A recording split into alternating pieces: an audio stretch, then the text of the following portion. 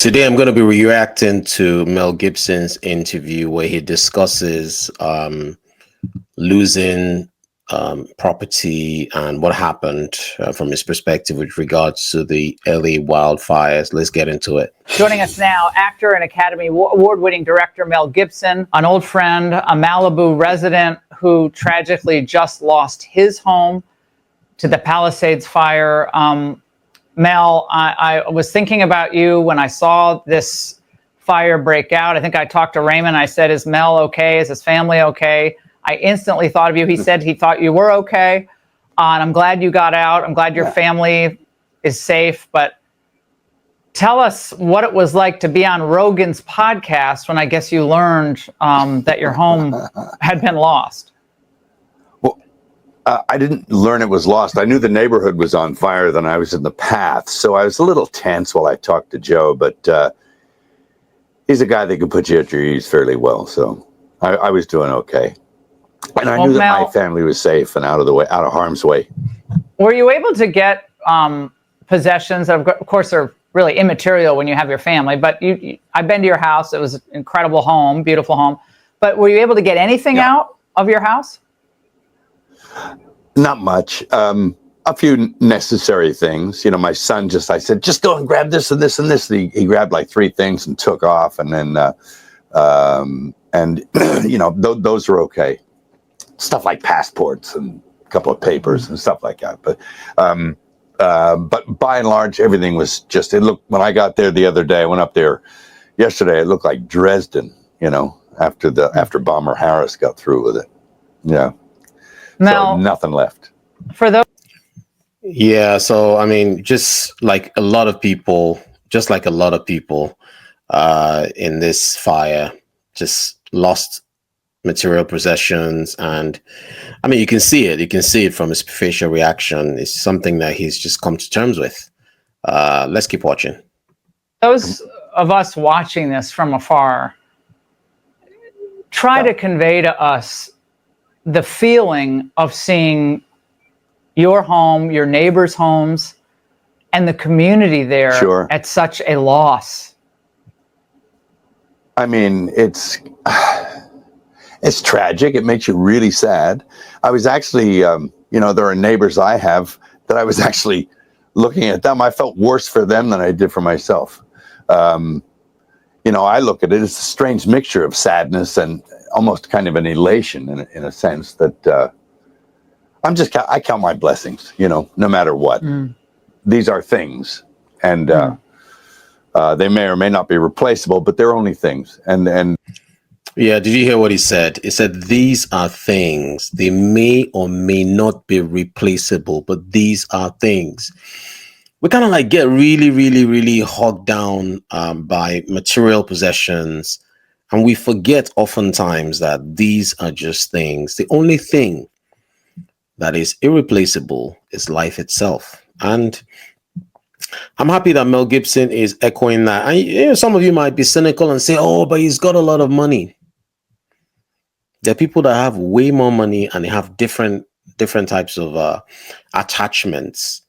And then people that don't have enough, that have way more attachments as well. So sometimes it's not really related to how much you have, but how you deal with these things if it does happen. Let's keep watching. And, we're still here, and I just kind of look at it as almost in a weird kind of way a purification but of course it's very sad.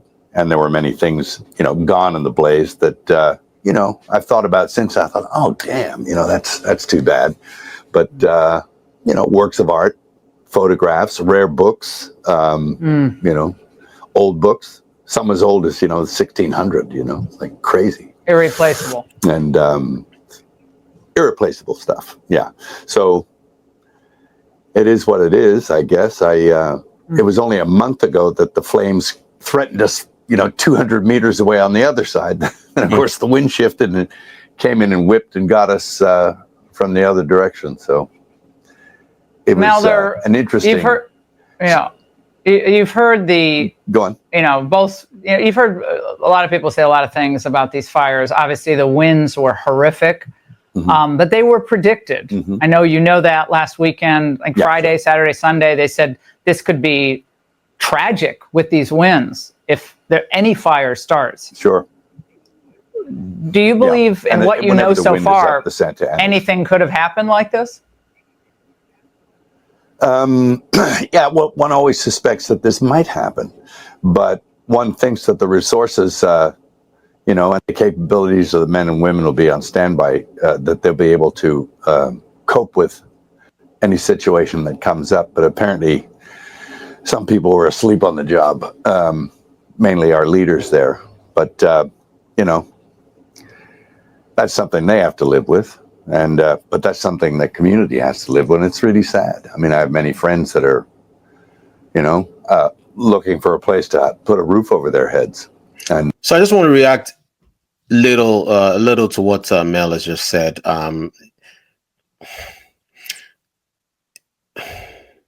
So he says some people might be asleep at the job, some of the leaders, and we'll probably get into it as I unpause and we watch this video. But is any fire service equipped to deal with 5 simultaneous wildfires in a row at the same time? I don't think so. I don't think any fire service anyway is equipped for the level of devastation that we've seen and we continue to see in LA over the last couple of days. I really, really don't think so. So maybe because it's been predicted, but then there've been times that it's been predicted and it hasn't been as bad. So I don't know if every single time that there's a prediction, they now hire. I mean, fire people. It's not just about the fire engines, but the water, the training, the deployment, and you don't want a situation you hire a bunch of people and then they're not doing anything. Then you have to fire them. So it's a tough ask for the fire service team, and I know it's touchy. And people have different views, but I don't know if this kind of scale can be properly cared for when it happens. For one location, probably yes. For multiple locations, I don't think so. Guys, what do you think? I mean, it's not just my voice. What do you think? Put your comments down in the comment section. If you're new to my channel, please subscribe, like. Let's get back into this video. And, kids, and they're traumatized.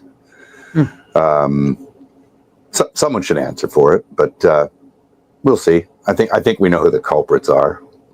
In fact, my son he's a member of the volunteer fire brigade. He sort of interfaces between LA County Fire and people, and they assist them where they can during, before, and after the blaze.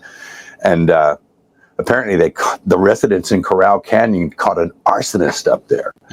And the guy was all tooled up with fire gear and equipment and stuff like that, and ready to go. And he had been lighting fires, but they corralled the guy in Corral Canyon and gave him to the police. So yeah. So let's see what comes out of that. I heard that as well. I read that as well. This guy, is it one guy or a few guys lighting fires? Who thinks this was man-made, completely man-made, or this is a combination of man-made and natural? Again, I'd like to hear what you think in the comment section. Let's get into it. Apparently, there are people actively going around looking for these conditions. Yeah. Apparently, Mel, that individual was never charged. It's a very confusing set of facts because apparently he was reportedly trying to light things on fire, but it's not the fires. I guess that they're. I mean, it all seems very bizarre. But they have not ruled out that arson could have started the first fire. There's obviously still investigating this, and arson to this level.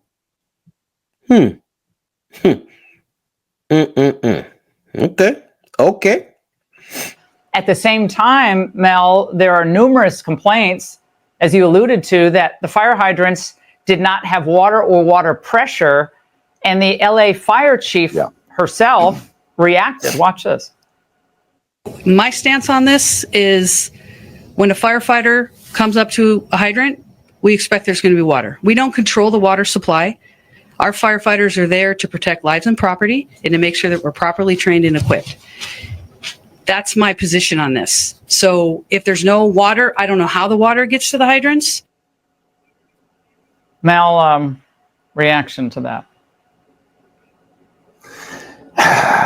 Well, you know, I know they were messing with the water,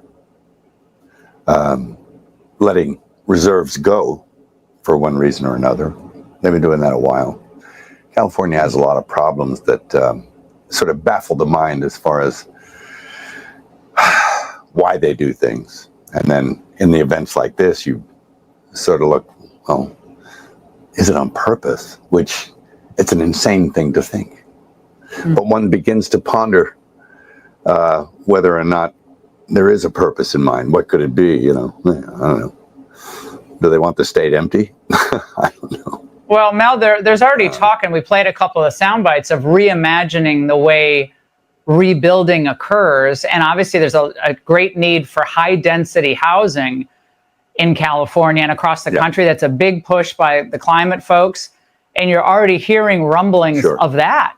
In this case, like goodbye single family homes, hello high density housing. Yeah. It's pretty scary, and it'll take decades to do that too. It's like even if it, you know, if it's a good idea, which I don't know if it is, but reminds me of the old cattle barons clearing people off the land, you know. But I don't know. I can make all kinds of horrible theories up in my head, conspiracy theories and everything else, but it just seemed a little convenient that there was no water, and and that the wind conditions were right, and that there are people ready.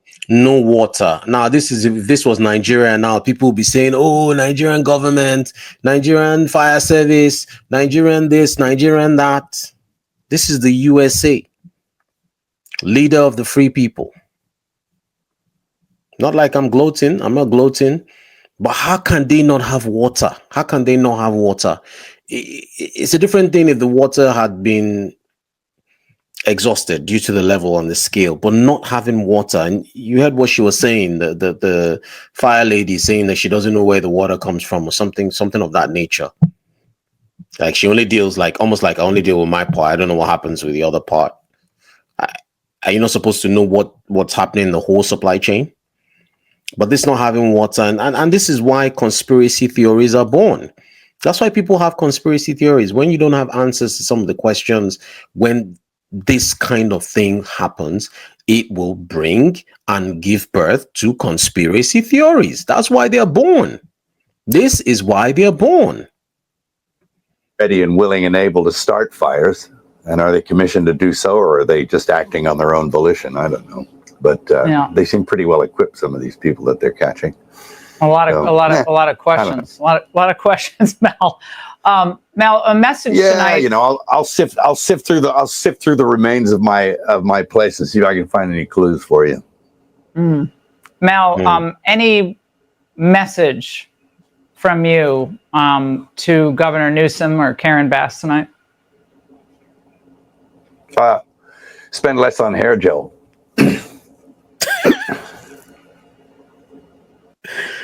Did Mel Gibson just say spend less on hair gel? Jeez. Californian governor, you're spending more on hair. Guys, I don't even have hair. Look at my hair, right? Okay? You can see it. You're spending more on hair gel. Mel Gibson is something else, man. I like this guy, man. The guy speaks his mind. No wonder they canceled you, bro. No wonder they canceled you. They don't want you. They don't they don't want you as an A-lister spouting all this kind of stuff. But I mean, she is trying. Look at her. She is trying her best. She's trying her best not to laugh. She's trying her best. When she gets home, she's gonna tell whoever she speaks to, like, look, Mel Gibson cracked one of the best jokes or one of the craziest things I've said in the light of this. So I wanted to laugh. Let's pause it to see if she's gonna laugh. But this is incredible what Mel Gibson just said. Let's keep watching. That's it. Yeah. You know, what can I say to them? Oh, what a pro. What a professional. She didn't laugh, just gave a small smile and just kept going. Kudos. would I have laughed? Maybe, but let's keep watching.